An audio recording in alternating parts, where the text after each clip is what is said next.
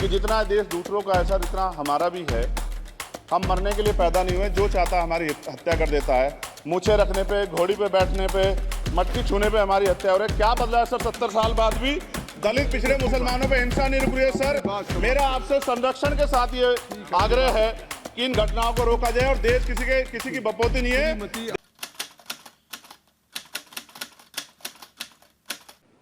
जय भीम।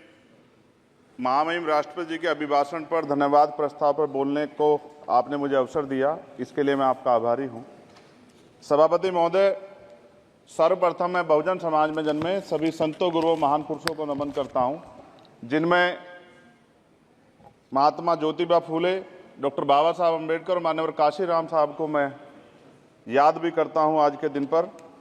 साथ साथ नगीना की महान जनता और भीम आर्मी और हमारी पार्टी आज़ाद समाज पार्टी काशीराम के साथियों का भी धन्यवाद करता हूं। इसके बाद अपने कुल गुरु जगत गुरु सदगुरु रविदास जी महाराज को भी मैं नमन करता हूं, जिन्होंने दुनिया को लगभग 600 साल पहले बेगमपुरा शहर के रूप में दुनिया का सबसे महान लोकतांत्रिक दर्शन दिया।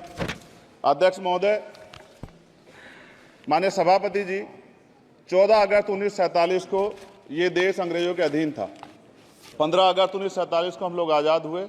16 अगस्त 1947 को देश आज़ादी में था, लेकिन धन धरती राजपाट में बंटवारा नहीं हुआ।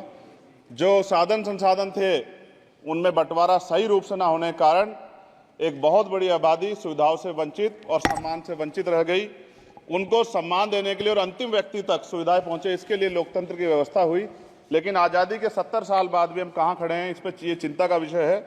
मैं मानता हूँ कि सामाजिक न्याय तभी होगा माननीय सभापति जी, जब जातीय जनगणना पूरी होगी और जातीय जनगणना कराई जाएगी और साथ साथ संख्या के आधार पर आरक्षण जो है वंचित वर्गों का बढ़ाया जाएगा।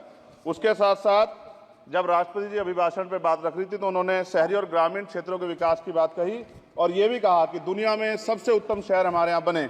लेकिन माननीय सभापति जी, 70% आबादी तो गाँव में निवास करती है, तो गाँव की आबादी के बारे में भी सोचना होगा कि उनका जीवन कैसे बदले। माननीय सभापति जी, उस शैक्षणिक संस्थानों में बहुजन समाज के जो छात्र हैं उनके साथ कास्ट एट्रोसिटी हो रही है, निरंतर उनकी हत्या हो रही है।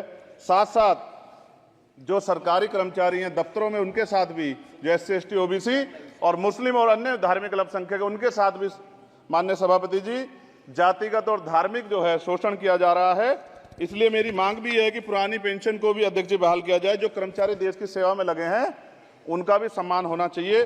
साथ साथ सभापति जी, भाजपा ने चुनावी लाभ के लिए सबका साथ सबका विकास के नारे दिए जो खोखले हैं, क्योंकि 10 साल में दलित, पिछड़े, आदिवासी, मुस्लिम और अन्य धार्मिक अल्पसंख्यक जो अत्याचार हुए हैं वो किससे छिपे हुए नहीं हैं। ये गलत है, ये बंद होना चाहिए। सभापति महोदय जी, महामहिम राष्ट्रपति जी के अभिभाषण में निजी क्षेत्रों में SC ST OBC को रिजर्वेशन देने का कोई उल्लेख नहीं हुआ है, जो कि आज चर्चा का विषय, क्योंकि 98% प्राइवेट सेक्टर है, 2% सरकारी सेक्टर है, तो 98% प्राइवेट सेक्टर में भी हमारी हिस्सेदारी की बात होनी चाहिए। माननीय सभापति जी, आशा कार्यकर्ताओं, आंगनबाड़ी वर्करों, भोजन माताओं के वेतन वृद्धि पे भी कोई उल्लेख नहीं हुआ है, वो भी अभी नंगे, उन पर भी सोचना पड़ेगा। माननीय सभापति जी, जिस क्षेत्र से मैं चुन के आऊँ नगीना से, वो बहुत पिछड़ा क्षेत्र है। उस क्षेत्र में कोई विशेष आर्थिक पैकेज नहीं दिया गया, रोजगार की सेवाएं नहीं है, नौजवान पलायन करता है। IIT, IIM, एम्स, केंद्रीय विद्यालय आदि शिक्षा में और चिकित्सा संस्थानों की स्थापना होनी चाहिए, जो कि नहीं है। और माननीय सभापति जी, मानसून सत्र आ गया है, मेरा क्षेत्र बाढ़ से बहुत प्रभावित है, इसलिए मैं आपसे आग्रह करूंगा कि वहां के लोगों को बाढ़ से निजात दिलाई जाए। माननीय सभापति जी, चीन हमें आंख दिखा रहा है और लगातार हमारे देश की सीमाओं में घुसपैठ कर रहा है, इसलिए अग्निवीर योजना को हटाकर पुनः सेना भर्ती शुरू की जाए और साथ साथ भारत की सबसे प्राचीन व बहादुर रेजिमेंट में से एक चमार रेजिमेंट को पुनः बहाल करा जाए, ऐसा भी मेरा आपसे आग्रह है।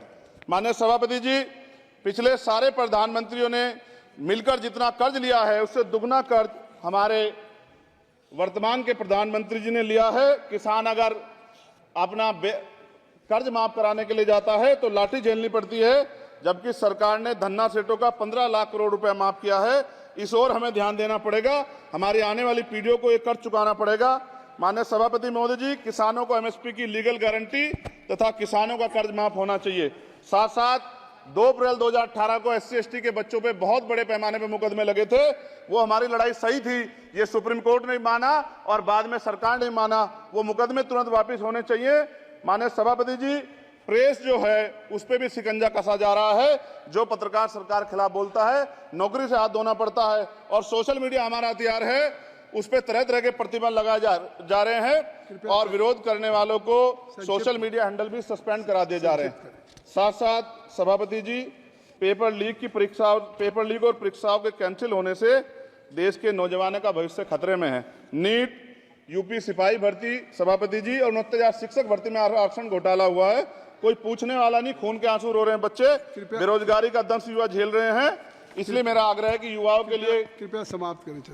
माननीय सभापति जी, मैं पहली बार बोल रहा हूं, आप कहेंगे मैं बैठ जाऊंगा, मैं आपकी बात, मैं संवैधानिक मर्यादा का पालन करूंगा, मगर हम तो माननीय सभापति जी सुन ही रहे हैं। आप बोलिए, 1 मिनट। धन्यवाद। 1 मिनट और बोलिए। अध्यक्ष सभापति जी, नारी सम्मान की बात करने वाली सरकार, हमने मणिपुर देखा सर, हमने पहलवान बेटियों का हर्ष देखा सर, और हमने सर हाथरस की बेटी का हर्ष देखा सर, और हाथरस के परिवार को जो वादा किया था सरकार ने वो भी पूरा नहीं किया।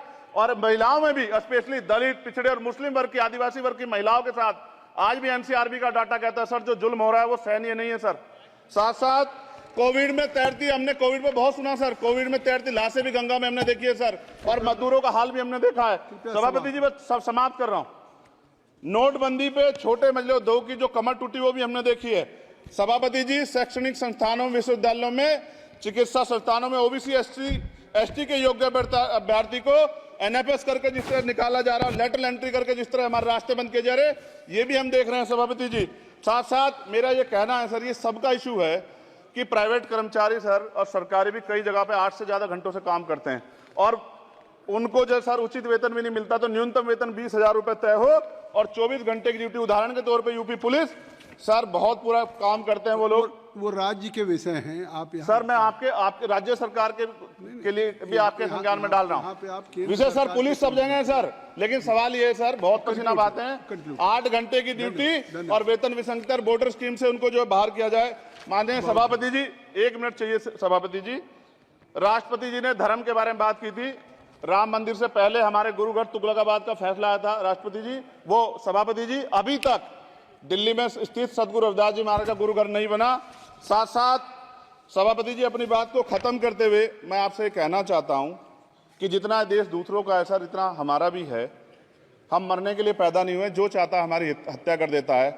मूछें रखने पे, घोड़ी पे बैठने पे, मटकी छूने पे हमारी हत्या हो रही है। क्या बदला है सर? 70 साल बाद भी दलित, पिछड़े, मुसलमानों पे हिंसा नहीं रुक रही है सर। मेरा आपसे संरक्षण के साथ ये आग्रह है कि इन घटनाओं को रोका जाए, और देश किसी की बपोती नहीं है, देश संविधान से चलता है सर, और संविधान से चलेगा। संविधान छेड़खानी बर्दाश्त नहीं की जाएगी सर।